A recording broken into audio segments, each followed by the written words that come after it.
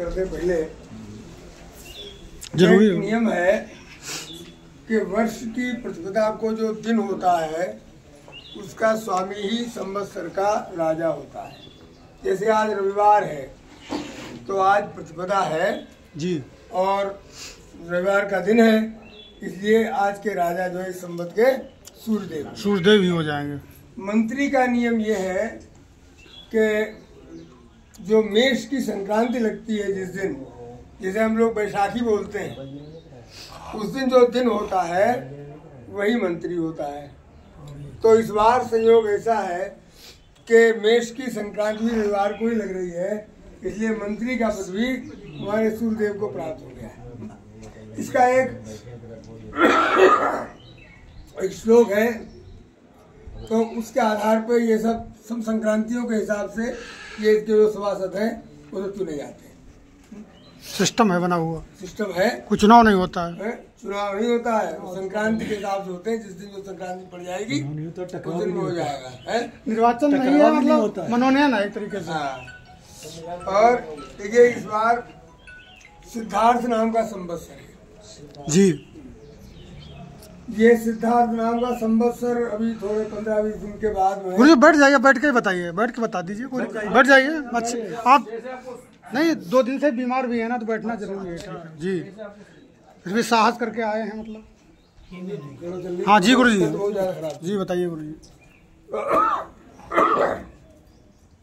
तो मैं बात कर रहा था कि सिद्धार्थ संवत्सर है, ये भी 15 दिन के बाद में बदल जाएगा, दूसरा संवत्सर आ जाएगा। सिद्धार्थ जो संवत्सर है वो अपने नाम के अनुरूप जो है वो अच्छा संवत्सर है। इसमें जो है प्रजा को सुखी रहती है, प्रजा उसे जन कल्याण के कार्य करते रहते हैं राजा लोग। और इससे पहले चला था कालयुग संवत्सर, कल तक कालयुग चला है। कालयुग संवत्सर जो है वो उसमें आपस में विग्रह विरोध, राजनीतिज्ञों में व्यवस्था, इस तरीके की बातें होती रहती है। तो इस बार राजा सूर्य मिले, मंत्री सूर्य हुए, इसलिए कोई शासन में कोई दिक्कत नहीं है।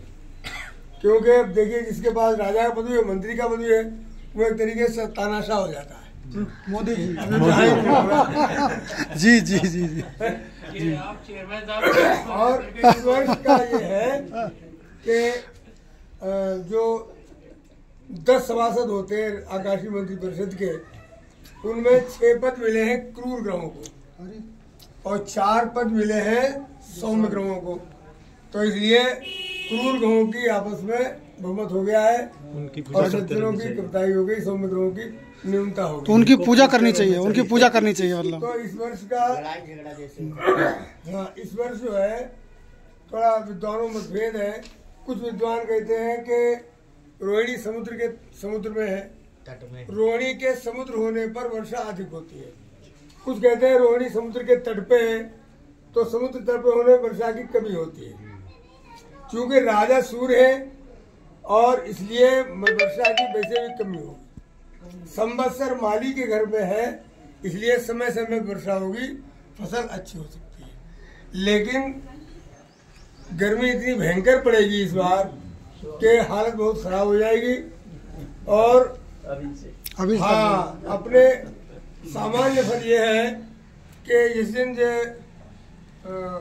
क्या कहते हैं उसे, मेष की संक्रांति जिस दिन लगती है तो वो उसकी एक कुंडली बनाई जाती है, उसे मेषार कुंडली कहते हैं, उसे जगन लग्न भी कहते हैं। जगन लग्न के हिसाब से देखते हैं कि कौन ग्रह कहाँ पे बैठा हुआ है।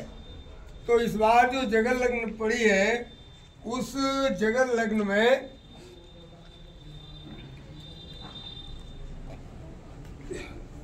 मीन लग्न की कुंडली है। उसकी वजह से ये संकेत मिल रहे हैं कि हमारे देश की जो अर्थव्यवस्था है वो मजबूती की ओर बढ़ेगी। बाहर की कंपनियां हमारे देश में निवेश भी करेंगी, ऐसे अनुमान लग रहे हैं। लेकिन पड़ोसी देशों से जो है हमारे संघर्ष की भी संभावना बनी रहेगी।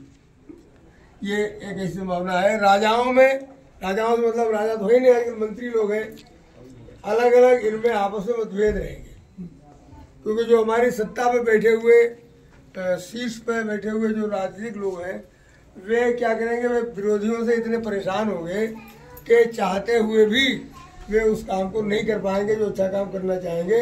उन्हें जो है प्रतिपक्षी बहुत प्रताड़ित करते रहेंगे। और सामान्य रूप में ये वर्ष ठीक रहेगा और ये सामान्य ये रहा।